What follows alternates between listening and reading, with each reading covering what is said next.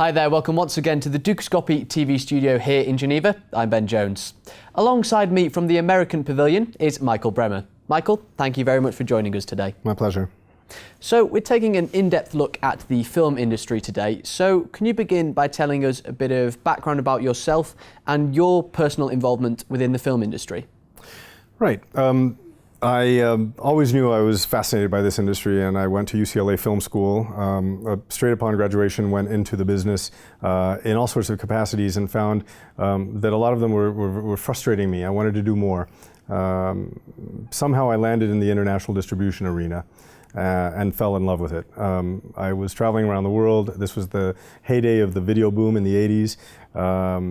And it married a lot of interests of mine. It married the film industry interest of mine along with geography. If there was a typhoon in Taiwan, it was of deep personal concern because I had a business partner in Taiwan that was possibly flooded. And so it brought the world together in a small way for me, and I just enjoyed it tremendously.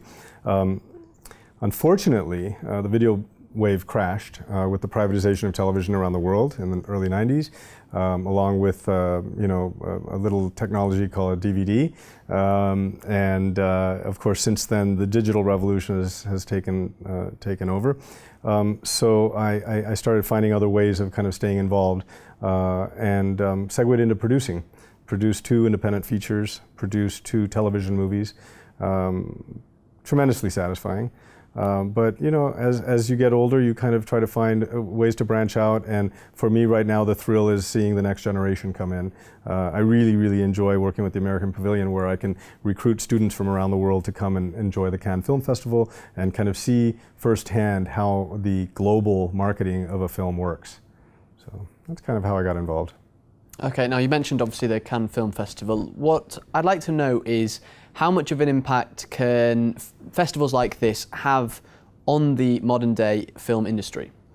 Well, it's huge. You know, what a lot of people don't really know about the Cannes Film Festival is that concurrently with the festival, there's this enormous film market going on.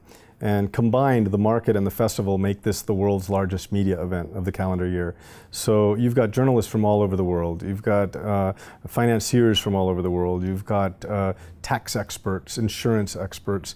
There's all these sort of cottage industries that spin off of film production that are all in Cannes because of the publicity that these films generate there.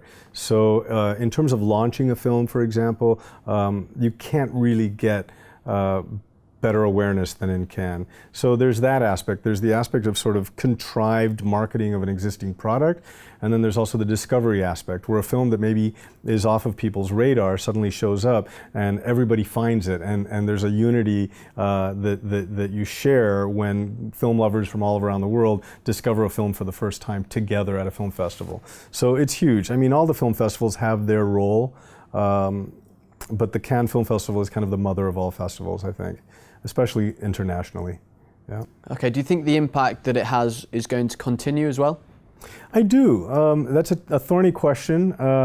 You know, there's, as I mentioned earlier, disruptive technologies that are changing the way media is consumed and the way audiences want their media. It's a different demographic. You know, the traditional models don't necessarily work the same way anymore.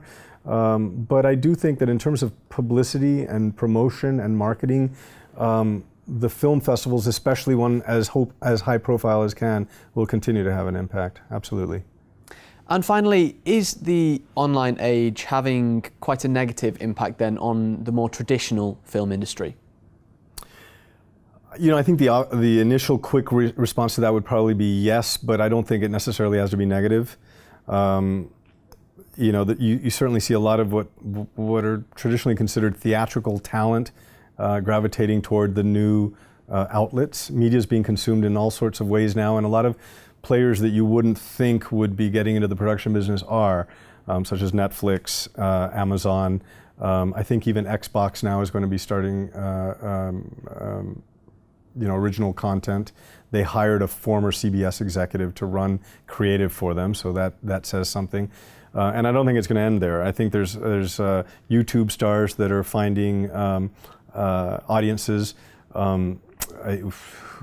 what does the Fox say? Are these Norwegian DJs that suddenly have a big deal because of how many millions of people have watched this little music video they did? So I think it's an interesting new inroad into the business, and I think the major studios are also recognizing that they have to work in concert with these new platforms.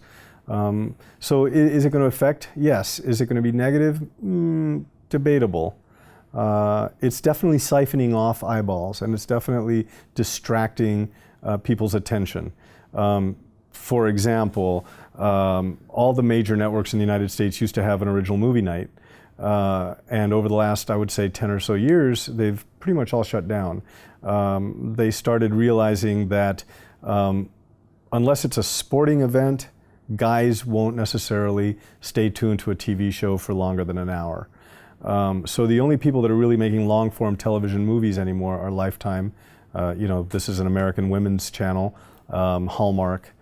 So really, it is definitely changing things. Television and the new platforms for consuming media are definitely changing how films roll out. Absolutely. Yeah. Fantastic. Michael, once again, thank you very much for joining us. Thank you. And thank you for watching. Do make sure you keep clicking back to Dukascopy TV, as we'll be bringing you plenty more updates and exclusive interviews. Bye for now.